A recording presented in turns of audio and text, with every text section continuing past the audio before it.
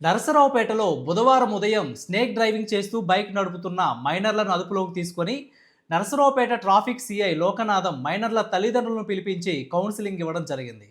మైనర్లకు ద్విచక్ర వాహనాలు అందిస్తే చట్టపరమైన చర్యలు తీసుకుంటామని తల్లిదండ్రులను హెచ్చరించారు. మైనర్ డ్రైవింగ్తో ప్రమాదాలు జరుగుతాయని, ముఖ్యంగా తల్లిదండ్రులకు తమ పిల్లలకు ద్విచక్ర వాహనాలు ఇవ్వకుండా ఉండాలని, మైనర్లకు వాహనాలు ఇచ్చి డ్రైవింగ్ చేస్తే చట్టపరమైన చర్యలు తీసుకొని జరిమానాలు విధిస్తామని హెచ్చరించారు. అరుణ్ కుమార్ సార్. ఏం పని చేస్తారు? మాల్లో వర్క్ సార్. నీ వయసు ఎంత? 17 సంవత్సరాలు. ఆయన ఎవరు? ఈ అబ్బాయి మాల్లో పనిచేస్తారు. మీ ఇద్దరు ఫ్రెండ్సా? ఉదయాన్నే ఏం జరిగింది?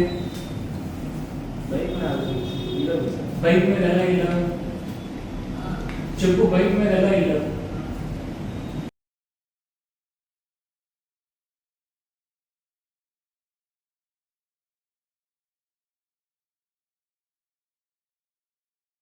మనకి ప్రతిరోజు కూడా ఈ ట్రాఫిక్ మీద నరసరావుపేట పట్టణంలో అవగాహన సదస్సులు అనేవి పెడుతూనే ఉన్నాము.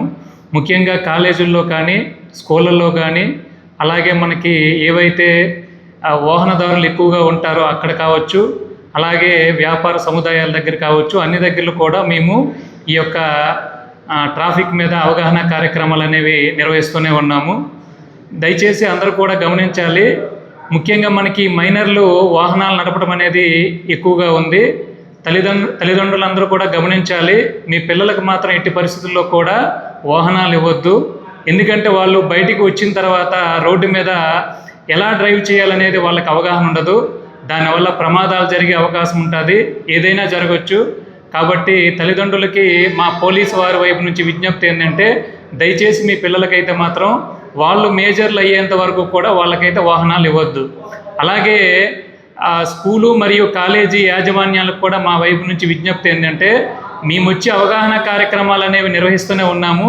కానీ మీరు కూడా తరచుగా మీ యొక్క విద్యార్థులందరికీ కూడా ఈ యొక్క వాహనాలకు సంబంధించి ఎలా నడపాలి, అలాగే ట్రాఫిక్ సమస్యల మీద కూడా మీరు కూడా అవగాహన కల్పిస్తే, ఒకవేళ వాహన ఏదైతే నడిపేది ఉంటుందో అది రూల్స్ పాటించకపోతే జరిగే ప్రమాదాల గురించి వాళ్ళకి చెప్తే, ఆ వయసులో వాళ్ళకి చెప్తే వాళ్ళు మేజర్లు అయిన తర్వాతే వాహనాలు నడపడానికి అవకాశం ఉంటుంది. కాబట్టి మీ వైపు నుంచి కూడా మాకు సహకారం అందించాలని చెప్పేసి స్కూళ్ళు మరియు కాలేజీ యాజమాన్యాలకి మేము విజ్ఞప్తి చేస్తున్నాం.